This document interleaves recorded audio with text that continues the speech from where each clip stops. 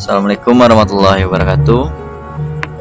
Saya Muhammad Fadal dengan nomor BP 210-82026, teknik komputer 1B.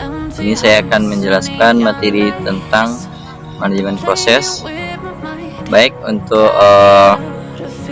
pengertian dari manajemen proses adalah suatu cara atau tindakan dalam membagi, mengalokasikan program yang akan dieksekusi menjadi tidak berantakan dan berjalan dengan baik sebagaimana semestinya. Sistem operasi bertugas dan bertanggung jawab yang berkaitan dengan manajemen proses, diantaranya yang pertama, membuat dan menghapus proses penggunaan dan sistem proses, sehingga sistem operasi bertugas untuk mengalokasikan sumber daya yang dibutuhkan oleh sebuah proses dan kemudian mengambil sumber daya itu kembali setelah proses tersebut selesai dengan tujuan agar dapat digunakan untuk proses lainnya. Kemudian yang kedua, melanjutkan proses, yang dimana sistem operasi akan mengatur proses apa yang harus dijalankan terlebih dahulu berdasarkan prioritas dari proses yang ada. Kemudian yang ketiga, menyediakan mekanisme untuk proses sinkronisasi, yang dimana sistem operasi akan mengatur jalannya beberapa proses yang dieksekusi bersamaan dengan tujuan menghindari terjadinya proses agar setiap proses dapat berjalan dengan lancar. Kemudian yang keempat, menyediakan mekanisme untuk proses komunikasi, yang dimana sistem operasi tersebut menyediakan mekanisme agar beberapa proses dapat saling berinteraksi dan berkomunikasi satu sama lain tanpa menyebabkan tanggung jawabnya proses lainnya. Kemudian yang kelima, menyediakan mekanisme penanganan deadlock, yang dimana deadlock ini merupakan suatu keadaan yang dimana sistem seperti terhenti karena setiap proses memiliki sumber daya yang tidak bisa dibagi dan menunggu untuk mendapatkan sumber daya yang dimiliki oleh proses lainnya. Kemudian untuk fungsi manajemen proses, fungsinya untuk mengembangkan dan meningkatkan derajat efisiensi dan efektivitas.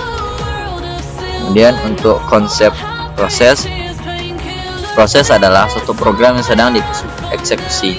Kemudian untuk pengertian alokasi prosesnya, batch atau multi-programming atau multitasking.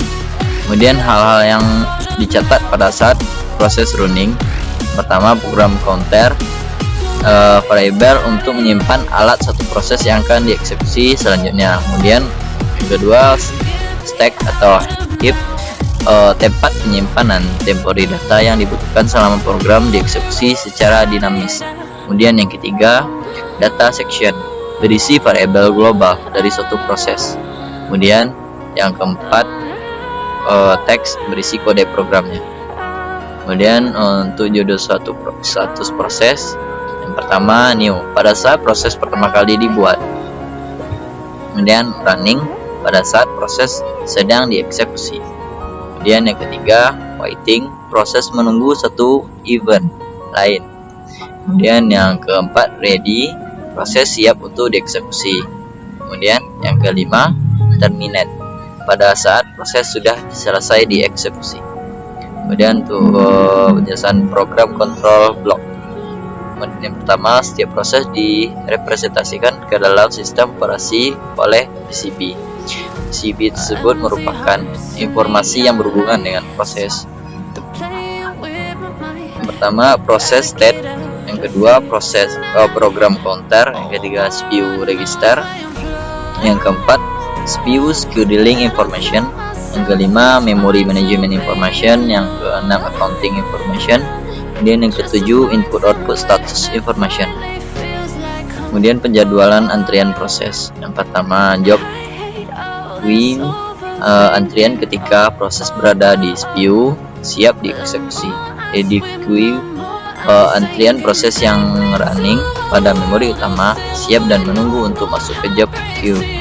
Kemudian yang ketiga, device queue, antrian bila proses tersebut menunggu siapnya peralatan input output tertentu. Kemudian yang keempat, setiap proses bisa berpindah dari satu ke antrian yang lain.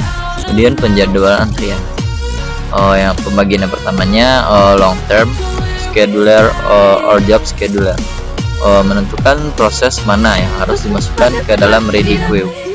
Kemudian yang pembagian yang Kedua, short term scheduler or view scheduler, menentukan proses mana yang akan selanjutnya akan dieksekusi dan segera mengalokasikan view masuk ke dalam job. Kemudian scheduler pertama, short term scheduler lebih sering dikerjakan. Kemudian yang kedua, long term scheduler jarang dikerjakan. Proses dapat dibagi atas dua macam. Yang pertama, input output bound, proses menghabiskan waktu yang lebih banyak untuk mengerjakan input output daripada di view. Kemudian pembagian yang kedua, view bound, proses jarang melakukan permintaan input output, menggunakan lebih banyak waktunya di view. Kemudian context switch, pertama pada saat view beralih ke proses lainnya, sistem harus menyimpan state dari proses lama dan mengambil state dari proses yang baru. Kemudian yang kedua, context switch, time is overhead, the system does not useful word while switching. Kemudian yang ketiga, time dependent on hardware support. Kemudian untuk selanjutnya, komunikasi antar proses. Yang pertama, sistem operasi kebanyakan menjalankan program secara simultan. Untuk yang keduanya, program akan dijalankan secara simultan, itu dapat bekerja sama dengan proses lain ataupun bekerja sendiri. Sekian, terima kasih. Assalamualaikum warahmatullahi wabarakatuh.